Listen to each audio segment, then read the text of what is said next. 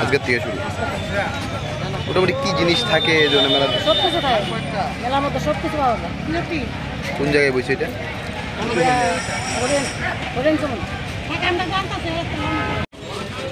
সত্যকার উদ্দেশ্য বসে মানে দোকানদার বানিয়ে যাচ্ছি, দোকানদারি করুন, কাপড়ের দোকান। প্রত্যেক বছরে কি বল? হ্যাঁ, প্রত্যেক বছর বই, আর এই বছরও বইছি। এটা সিস্টেমটা মানে অন্যরকম কোনো ইয়ার নাই, মানে যেমন খুশি আমরা চলতেছে বেকার সিস্টেমটা।